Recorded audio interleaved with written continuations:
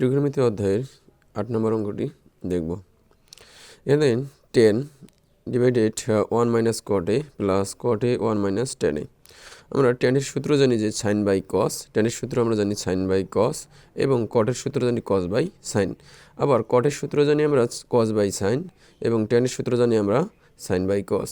এখানে যদি আমরা উপরের যা আছে আমরা ঠিক রাখলাম, এখানে উপরে যা আছে তাও ঠিক রাখলাম। এখন তুমি নিচে দেখো 1 মাইনাস কস এ ডিভাইডেড সাইন এ।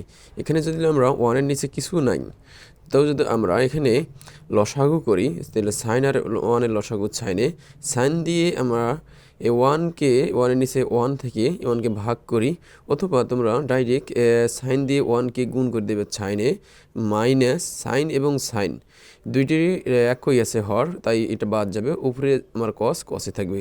উপরের কাজ আমরা রকমে রাখবো, নিচে আবার একই জিনিস, এখানে মাইনাস, এখানে আমাদের মাইনাস, এখানে ছিল সাইন, এখানে হবে কি কস এবং 1-এর লসাগু কস দিয়ে ডাইরেক্ট আমরা 1কে গুণ করব কসে, মাইনাস কস এবং কস যদি আমরা ভাগ করি কিছু থাকে না, 1 থাকে, 1 দিয়ে সাইনকে আমরা গুণ করি সাইনে।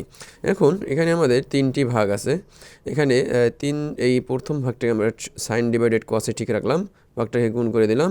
এই নিচের সাইন আমার উপরে যাবে এবং সাইনে মাইনাস কসে নিচে আসবে। আবার প্লাস ঠিক রাখলাম, একই উপরে রাখলাম, কস উপরে গেল এবং কস এ মাইনাস সাইনে নিচে আসলো। তো রূপ এখন আমাদের এইখানে উপরে যদি আমরা গুণ করি সাইন স্কোয়ার, আর নিচে আমরা গুণ করে রাখলাম। এখানেও তদ্রূপ একই কস স্কোয়ার রাখলাম, এখানেও আমরা একই রাখলাম।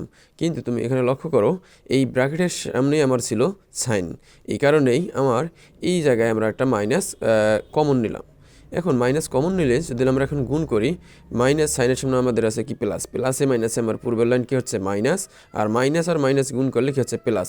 এখানে ব্র্যাকেটের সামনে সাইন থাকায় তাই আমরা এখানে ব্র্যাকেটের সামনেই সাইন আনলাম, কস পরে আছে এখানে কস রাখলাম। এই মাইনাস দিয়ে আমরা পরবর্তী থেকে শুধু জাস্ট কী করবো গুণ করে দেবো। যদি আমরা গুণ করি প্লাসে মাইনাসে কী হবে মাইনাস, প্লাসে মাইনাস হয়ে যাবে।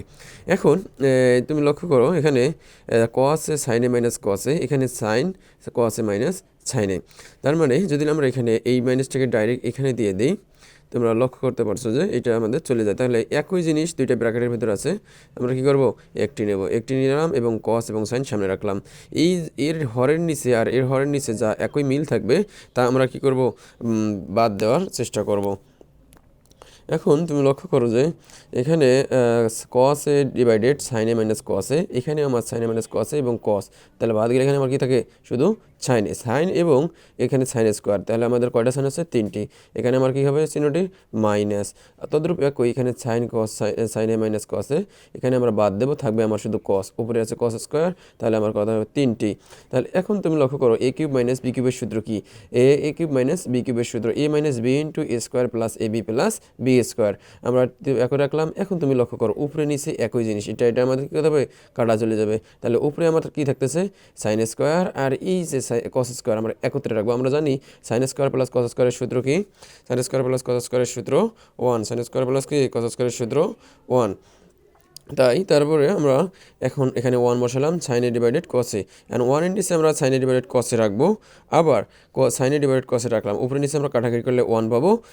1 ডিভাইডেড এখানে কসটাকে আগে দিলাম এবং সাইনটাকে আমরা পরে দিলাম। এখানে আমাদের প্রমাণ যেহেতু বলছে সিকে প্লাস কোসেক, 1 ডিভাইডেড কসের সূত্র হচ্ছে সিকে, 1 ডিভাইডেড সাইনের সূত্র হচ্ছে কি কোসেকে প্লাস 1, আমাদের এটি ডান পক্ষ চেয়েছে।